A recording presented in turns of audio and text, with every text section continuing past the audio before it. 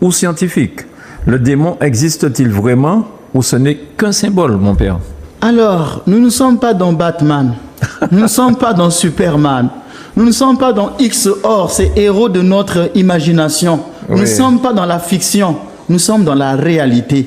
Et malheureusement, il y a un malaise actuel. Comme disait Baudelaire, la plus grande ruse du démon, c'est de nous avoir persuadés qu'il n'existe pas. Et les psychiatres, les théologiens, parfois sont tombés dans cela. Il y a un malaise aujourd'hui de parler du démon, même dans l'église orthodoxe. Dernièrement, on m'a remis par un évêque orthodoxe, m'a remis un écologe. Le cologe, c'est les livres de bénédiction que utilisent les prêtres orthodoxes. Et quand j'ai vu ce nouveau livre, ils avaient enlevé les exorcismes au baptême, parce que quand on baptise normalement, il y a 3 exorcismes qui sont prononcés le jour du baptême. Et l'assemblée des évêques orthodoxes, comme un peu exprès, ils ont enlevé le rite de l'exorcisme dans le baptême. Vous voyez qu'il y a même un malaise dans l'église orthodoxe aujourd'hui de parler d'exorcisme. Quand j'étais en France, certains prêtres orthodoxes me critiquaient. Vous passez votre temps à faire de l'exorcisme. C'est comme si l'évangile, c'est du tintin-milou. C'est comme si ce n'était pas réel. Le démon existe. Cela fait partie des articles de la foi, comme je parlais des anges, quand on dit « Au commencement, Dieu créa le ciel et la terre ». Par l'expression « ciel », on parle des anges. Mais il y a eu ce qu'on appelle la chute des anges. Il y a des anges qui sont devenus Satan. Comme dit la prière d'exorcisme, « Retire-toi, toi qui as fait tomber dans le ciel les puissances angéliques qui sont devenues démons ». Donc il y avait des bons anges au début, mais il y a eu la chute des anges, et donc des anges qui sont devenus des démons. Donc il n'existe pas des bons esprits en dehors des anges, et il n'existe pas des mauvais esprits en dehors des démons. Il n'existe pas des bons esprits en dehors des anges, et il n'existe pas des mauvais esprits en dehors des démons. Les démons existent, et pour cela on peut appliquer 3 choses. La Bible le dit, la tradition de l'Église le dit, et la vie des saints prouve que les démons existent. La Bible. Comme toute créature, Satan a été créé par Dieu. Mais au début, il ne s'appelait pas Satan.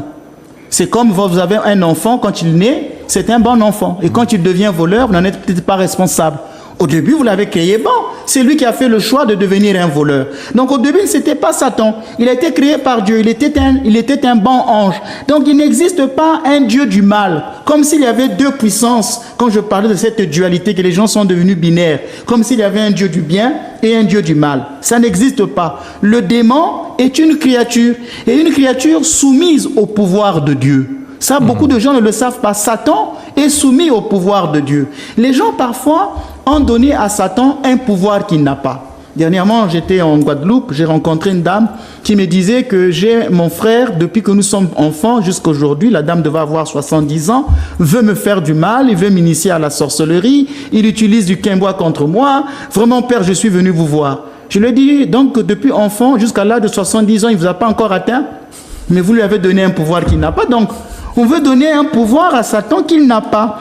Il a été créé ange, mais s'est révolté contre Dieu. Il se voulait l'égal de Dieu. Et dans sa chute, il a entraîné d'autres anges. Ce sont ces anges-là qui sont devenus des démons.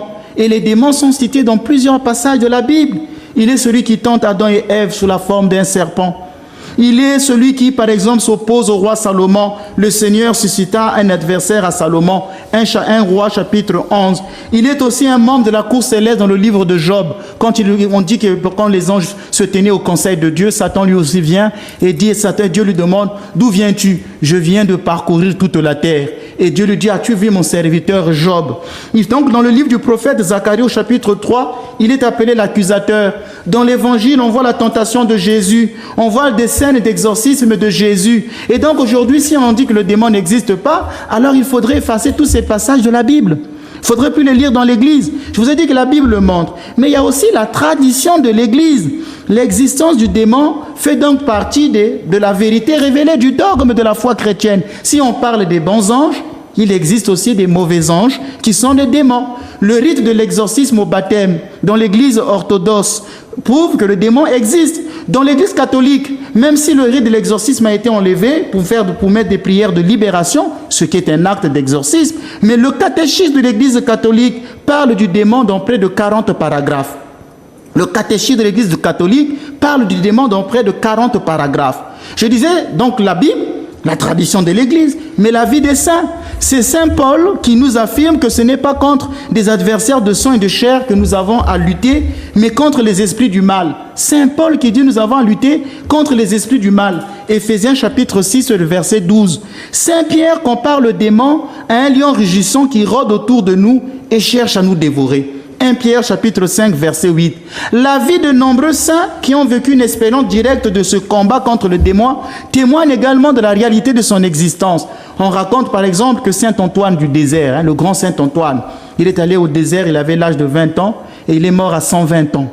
Saint Antoine, dont son fils spirituel était Saint Macaire d'Égypte. Saint Antoine est allé au désert et là il s'est battu avec le démon. Le démon l'a tenté plusieurs fois sur le sexe. Il lui apparaissait sous la forme de femme nue. Quand il ne pouvait plus, il s'est mis même à le frapper. Et un jour Saint Antoine a failli mourir, qu'on l'a ramené. Saint Macaire lui-même, le démon lui est apparu et lui a dit: Macaire, Macaire, tu sais que tu jeûnes, moi aussi je jeûne puisque je suis incorporel. Je n'ai pas de corps, je ne sens pas la faim. Macaire, tu passes toute la nuit à prier Dieu. Eh bien, moi aussi, je le fais, puisque je ne dors pas, je suis incorporel. Macaire, il y a une chose que toi tu fais que moi je ne fais pas. Alors, Macaire a demandé au démon: qu'est-ce que toi tu fais que moi je ne fais pas? Le démon a dit: tu es humble.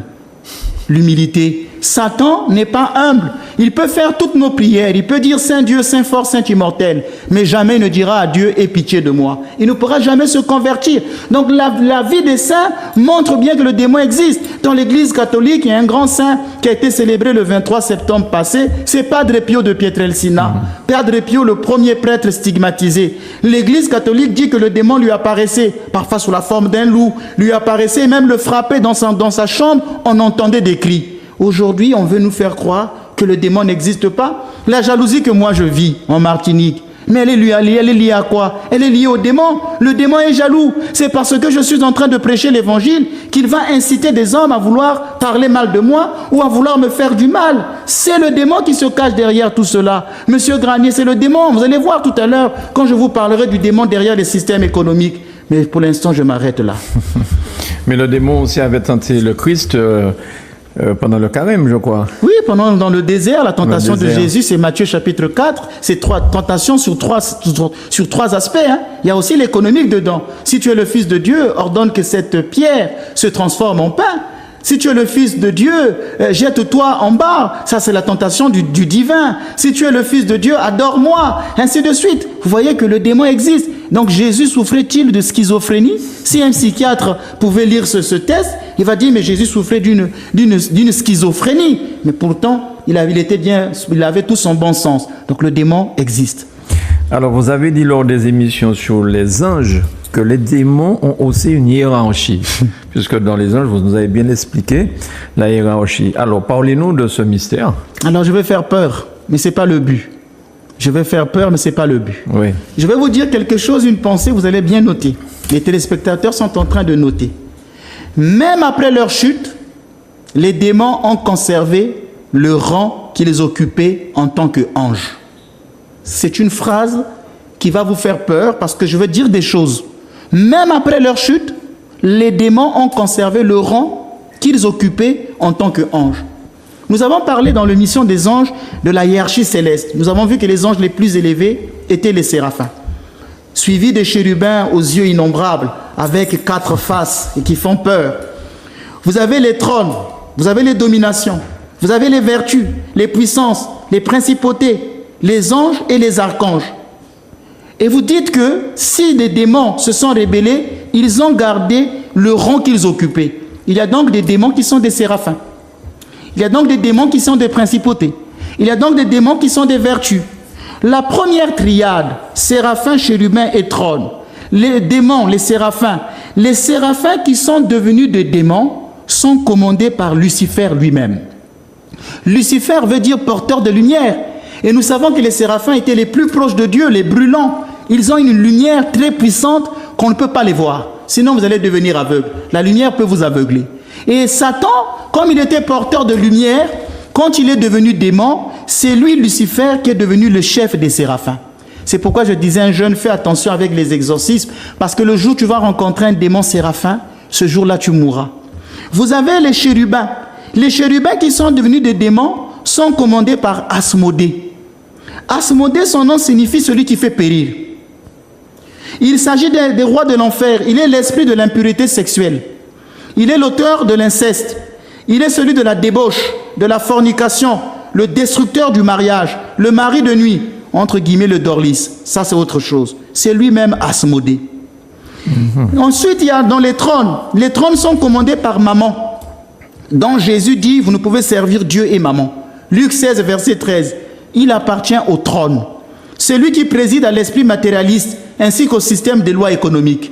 Maman, il s'agit du démon de l'avarice et de la poursuite égoïste du gain. Je vais dire quelque chose, mais je ne souhaite à personne de le faire. Si vous voulez gagner au jeu, à la loterie, mais qui vous fait gagner? C'est ce démon-là que les gens invoquent. Vous avez ensuite la deuxième triade, où il y a les dominations, vertu et puissance. Les dominations, les démons devenus domination sont commandés par Belzéboul, qui signifie prince des dominations. Il est l'instigateur de l'idolâtrie. C'est lui qui est le maître des sciences occultes, de la sorcellerie, des mauvais sorts et des incantations. Parmi les démons qui font partie des dominations, il y a le démon qu'on appelle Python, celui qui est chargé de révéler les choses. Quand vous voyez des gens faire des prophéties, « Ah, moi j'ai un don de voyance », c'est le don du Python, qui lui-même est commandé par Belzéboul. Je ne vais pas aller dans tous les détails, parce que cette émission peut faire peur. Vous avez les vertus. Les démons devenus vertus sont commandés par Bélial. C'est le démon de la perfidie. Mais je voulais dire que dans les dominations, Belzéboul, c'est celui qui est dans certaines loges. Mais je ne vais pas citer les noms. Quand vous pensez que vous êtes en train de faire des prières au triple soleil, en vous tournant à l'Orient, en faisant des pentacles, derrière ces rituels-là se cache le démon. La troisième triade, principauté, archange et ange. Les principautés qui sont devenues démons sont commandées par Abaddon. C'est l'ange exterminateur de l'Apocalypse. Il est connu sous le nom de destructeur. On dit que ce sont les principautés qui ont tué les enfants d'Égypte. Quand Dieu envoya son ange pour frapper les enfants d'Égypte, pour tuer les premiers-nés, ce démon destructeur appartient aux principautés. Parce que les séraphins n'ont pas le droit de le faire. Les séraphins, eux, ils sont liés directement à Dieu. Il y a des démons, quand il y a des anges qui sont des anges de combat. Il y a des anges qui ne sont pas des anges de combat, mais des anges d'adoration.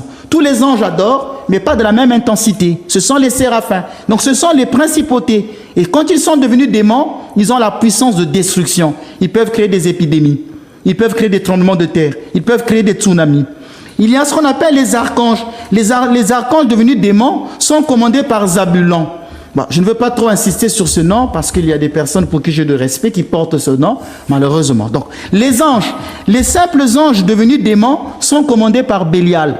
Donc, vous voyez que les anges ont une hiérarchie. C'est pourquoi tous les démons ne peuvent pas les chasser de la même manière. Mais comment peut-on se prémunir de cette flopée de démons?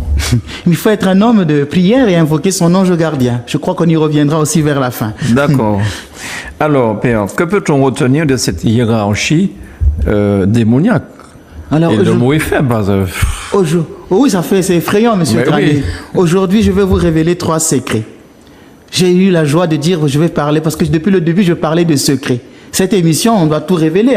Même si les gens nous font du mal, il faut venir exposer maintenant publiquement leurs méfaits. Donc pourquoi pas dans l'angéologie ou dans la démonologie, si vous voulez, qui n'est pas vraiment une science chrétienne, ne pas parler des 3 secrets. Le premier secret, le nom Lucifer, Asmodée, Belzéboul, Zabulon, indique leurs fonctions et leurs troubles spécifiques. Ça indique leurs fonctions et leurs troubles spécifiques. Il existe des démons que la prière d'exorcisme peut chasser sans retour et sans peine. Mais par contre, quand vous avez affaire à des démons comme Lucifer, Asmodée, Belzéboul, Zabulon, ce sont des chefs de démons qui peuvent résister longtemps lors de l'exorcisme. Ils sont souvent les derniers à sortir du corps d'un possédé. Donc quand vous allez parfois voir des personnes qui ont 300 démons dans le corps, quand vous allez les chasser, certains démons vont refuser de quitter la personne parce que le chef qui a la tête va leur dire « vous ne partez pas, vous restez dans ce corps ». Ou bien si ces petits démons sortent, le dernier qui va partir partira souvent, c'est-à-dire le chef de démon partira souvent en retard. Donc c'est pourquoi toutes les prières d'exorcisme n'ont pas la même intensité. Deuxième secret, les démons n'ont pas tous la même puissance. Tous les démons n'ont pas le même caractère, la même rage, ils n'ont pas la même force et la même malice. C'est ce que disait Jean Cassien. Tous les esprits mauvais ne sont donc pas égaux en méchanceté et n'ont pas tous le même pouvoir, car ils sont loin d'être tous semblables. Ils sont toujours en hiérarchie. Troisième secret, ils ont chacun leur mode d'action.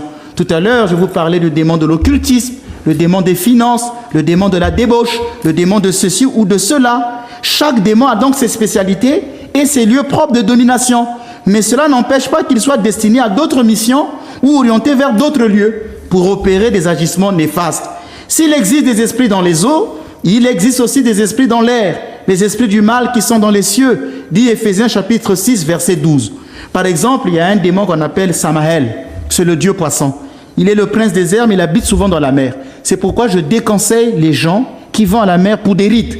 Moi, je vais à la messe pour me laver. Donc, la mer, elle est faite pour se laver. C'est le Dieu qui a donné à la mer. Quand le Christ a été baptisé dans les eaux du Jourdain, il a détruit Samaël. Il a détruit toutes les puissances qui sont dans l'eau. Dernièrement, je recevais une fille ici en Martinique qui est venue me voir. Elle me dit que quand elle se lave dans l'eau, elle va tomber, elle va faire des crises. Je lui ai dit, bien, allons-y à la mer. J'ai fait une prière, j'ai dit, jette-toi dans l'eau. Quand elle s'est jetée, elle a dit, mais je ne vois plus ce que je voyais. J'ai dit, mais parce que le Christ, par son baptême, a détruit toutes les puissances des eaux. Donc il n'y a pas à aller à la mer pour faire des rituels. Il faut s'attacher à Jésus-Christ. La mer, elle est faite pour des bains naturels.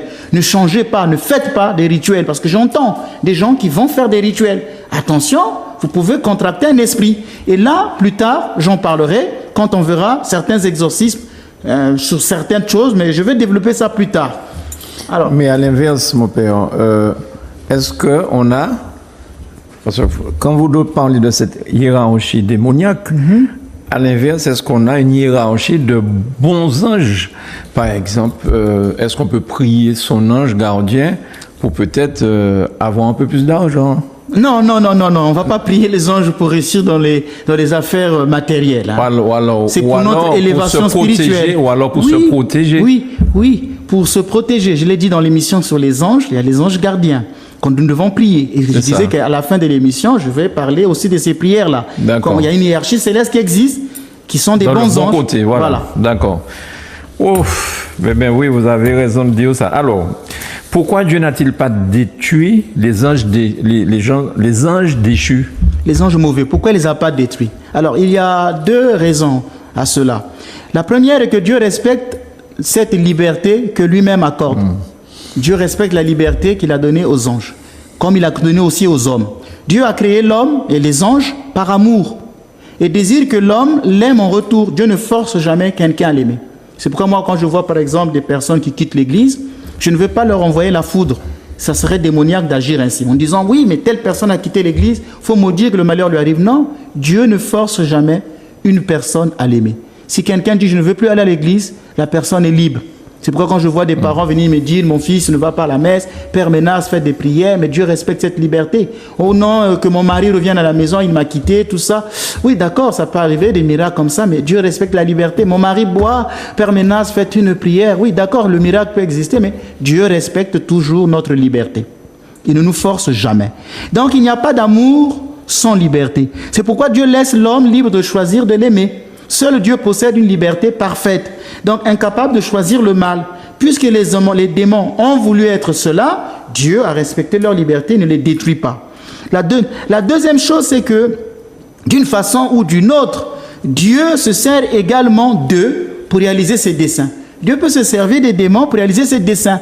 Dieu gouverne les âmes, non pas seulement directement, mais encore par l'intermédiaire des causes secondes, en laissant... Donc Dieu commande aussi par les causes secondes. Ce qui veut dire, comme dit saint Augustin, que Dieu ne peut pas permettre le mal, mais il peut tirer du mal le bien. Quand je disais que Dieu peut se servir des démons parce qu'il peut tirer du mal le bien. Donc voilà pourquoi Dieu ne les a pas détruits. Très bien. On assiste ces dernières années à une augmentation des pratiques démoniaques. Quelle est l'origine de cette tendance? Alors les gens font les choses par ignorance. Les gens disent que je peux aller voir un quimboiseur pour le bien, je peux aller voir un magicien pour le bien. Il n'y a pas de magie blanche, il n'y a pas de magie noire, il n'y a que la magie. Et dans la magie, il n'y a que le démon qui agit. Dans toutes ces pratiques ésotériques, dans toutes ces loges, quand on se dit non, nous prions Jésus dans notre loge. Vous savez, il y a des gens même qui mettent des images de Jésus dans certains temples. Et on pense que non, c'est Jésus que nous prions. Non, il n'y a pas de magie blanche, il n'y a pas de magie noire, il n'y a pas de bonne magie. Il n'y a que dans la magie, il n'y a que le démon qui agit. Donc les gens agissent parfois par l'ignorance. Il n'y a là pas du gain. Il y a des gens qui veulent tellement réussir vite leur vie, le succès facile, qu'ils vont signer des pactes. Et de jour en jour, les adolescents, les jeunes sont tentés par ça, parfois dans certains cancers. Dans certains concerts, vous avez des personnes qui vont faire des concerts, mais qui ont vendu leur âme au diable. Et ces jeunes-là, vous voyez, ils vont suivre leur musique. C'est pourquoi après, vous avez vu toutes ces dépravations sexuelles, toutes ces dépravations de mœurs que nous avons. Parfois, c'est lié à ces stars que nous regardons à la télévision, sur les réseaux sociaux, dans leurs concerts. Et dans leurs concerts, parfois, ils vont invoquer, ils vont faire des pratiques magiques. Et de manière subliminale, les jeunes qui vont là, après-demain, vous les voyez être dans la drogue et dans ceci. Il y a un vrai malaise. Les gens pensent que c'est anodin, c'est toutes ces pratiques. Non. Et quand l'Église parfois dit non, ne faites pas ça, ah oui, mais vous occupez un peu trop de notre vie privée. Alors que c'est notre rôle d'apporter l'Évangile. Certains types de musique et de concerts sont au service de Satan. Je le redis, certains types de musique et de concerts sont au service de Satan. Il y a des groupes qui vont profaner la croix, qui vont brûler les églises. Aujourd'hui, en France, au Canada, il y a presque une église qui est brûlée par mois. Mais qui se cache derrière tous ces incendies? Le démon, le diable. La pratique de la voyance pour assurer parfois le trafic de drogue. Parfois, certains dealers recourent à des pratiques démoniaques. Ils vont aller dans des cimetières, faire des invocations pour que la police ne les attrape pas. Donc, vous voyez, il y a aujourd'hui une profusion des pratiques démoniaques et le démon se cache dans beaucoup de ces choses-là. Alors, quand on dit que la plus grande ruse du démon, c'est de nous avoir persuadés qu'il n'existe pas, il nous a vraiment convaincus. Mais les gens qui nous regardent, mon père, peuvent se dire, et Dieu, que fait-il? Le monde sera sauvé par la patience de Dieu et détruit par l'impatience des hommes. C'est ce que disait le pape Benoît XVI. Dieu est patient. Il laisse la bonne graine et l'ivraie grandir ensemble. Et j'ai souvent dit aux fidèles, attention quand vous faites le mal, vous aurez toujours 365 jours pour vous.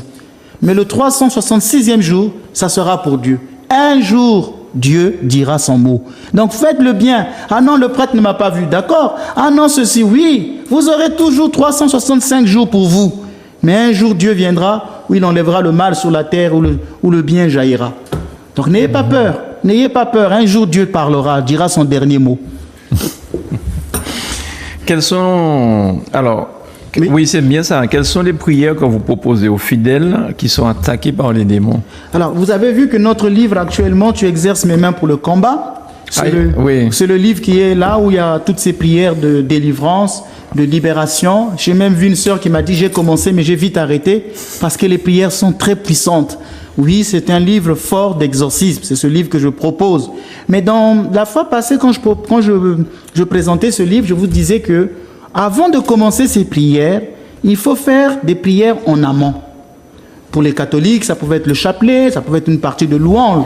Et nous, dans l'Église orthodoxe, nous avons une prière qu'on appelle Paraclésis à la Mère de Dieu, Paraclésis à Saint-Michel. C'est ce livre que j'ai là. Le mot Paraclésis, ça vient du grec. Para, c'est la même terminaison que dans Paraclé. Ça veut dire consolation. Donc la prière de la Paraclésis à la Mère de Dieu est une prière que nous faisons quand on est en période de maladie. Parce que dans cette prière, il y a beaucoup de demandes de guérison. Quand on est en période de danger, quand on est en période d'affliction ou de péril, quand on traverse des moments difficiles, souvent les orthodoxes récitent la prière de la Paraclésis à la Mère de Dieu. C'est une prière de protection. Je connais un frère qui devait aller dans un village, il devait prendre le train. Et dans ce village, il y avait un groupe de rebelles. Ça se passe au Congo. Et ce frère-là me disait qu'il a très peur parce que parfois les rebelles attaquent les trains. Et il est venu me voir et m'a dit, donne-moi une prière de protection. Je lui ai dit, mais il y a la Paraclésis à la Mère de Dieu. Il s'appelle Parménas, c'est un orthodoxe. Et il a récité cette prière de la Paraclésis avant de prendre le train. Et quand il est rentré dans le train, arrivé dans le village, les rebelles les ont attaqués. Ils ont commencé à tirer sur le train. Ce jeune-là, tous ceux qui étaient autour de lui sont morts, sauf lui. Il en est sorti indemne. Parce que les orthodoxes récitent cette prière de protection. C'est pourquoi on récite cette prière de la Paraclésis à la Mère de Dieu tous les mercredis et le vendredi. Mais dans ce livre, vous avez aussi la Paraclésis à Saint-Michel. Saint-Michel qui est l'ange de la protection. C'est-à-dire qu'au cours de cette prière à Saint-Michel, nous demandons à Dieu de repousser les tentations, les vexations, les infestations et les possessions. Dans une émission que nous aurons ici, nous parlerons des attaques démoniaques, comment le démon attaque l'homme. Nous parlerons des tentations, des vexations, de la possession. C'est pourquoi, avant de faire une prière d'exorcisme, il est recommandé de réciter la Paraclésis à la Mère de Dieu, la Paraclésis à Saint-Michel, archange. Par exemple, parmi les prières à Saint-Michel, nous avons ce livre qu'on appelle Acatiste aux saints. Dans l'Acatiste aux saints, vous avez l'Acatiste à Saint-Michel, archange. Vous avez l'Acatiste à l'ange gardien. Vous avez l'Acatiste à Saint-Benoît, qui dans l'église orthodoxe, catholique, est le patron des exorcistes. Et donc, on va d'abord réciter toutes ces prières-là en amont. Une fois qu'on a eu à faire, parce que la dame a dit, quand j'ai commencé votre livre, tu exerces mes mains pour le combat, ça m'a terrifié, parce qu'il y a la senti des choses. Mais je lui ai dit, mais en amont, qu'avez-vous fait? C'est pourquoi je demande aux gens d'abord de faire la paraclésis à la Mère de Dieu.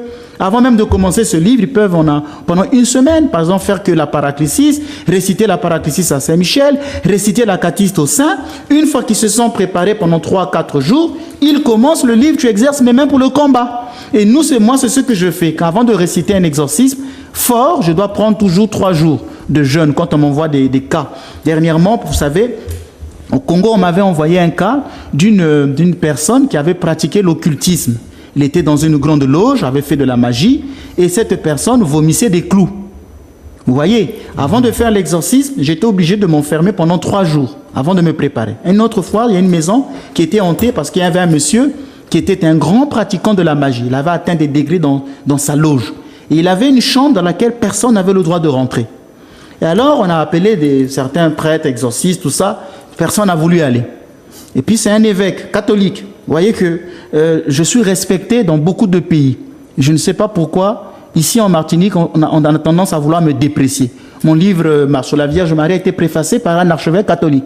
Et c'était un évêque catholique qui m'a dit, Père Ménas, est-ce que vous pouvez m'aider? Allez ouvrir cette porte parce qu'il faut débarrasser les choses qui sont restées du défunt. Et j'ai dit, d'accord, pourquoi pas. Je suis resté 3 jours en jeûne et en prière. Quelles sont les prières que je disais? Il y a la paraclésis à la Mère de Dieu, il y a la catiste à Saint-Michel, il y a la paraclésis à Saint-Michel. Je vais faire ça le matin, à midi, le soir, pendant 3 jours. Et ensuite, je vais aller prononcer l'exorcisme. Et je suis allé dans cette maison, j'ai ouvert la porte, et là, j'ai découvert sous la table, il y avait un crâne. Quelqu'un qui était certainement mort, je ne sais pas, ils l'ont déterré où, il y avait un crâne, il y avait beaucoup de pratiques ésotériques. Et j'ai tout enlevé. Et j'ai brûlé. Malheureusement, je peux pas, on n'avait pas une police scientifique évoluée pour savoir à qui appartenait l'ADN. Malheureusement, si c'était en France, ça allait se faire comme ça, mais j'ai dit les choses publiques. Et j'ai tout brûlé. Et après, on m'a demandé, alors vous n'avez rien senti dans votre corps? Non, je suis bien. Et une fois, vous m'avez dit ici, pourquoi le démon ne vous attaque pas? Parce que je crois en la Vierge Marie, je crois aux anges, je crois aux saints. Comme vous disiez, il faut invoquer son ange gardien. D'ailleurs, dans la catiste aux saints, vous avez aussi la prière à l'ange gardien. Donc voilà les 3 livres aujourd'hui que je propose et les gens peuvent toujours appeler notre paroisse pour s'en procurer.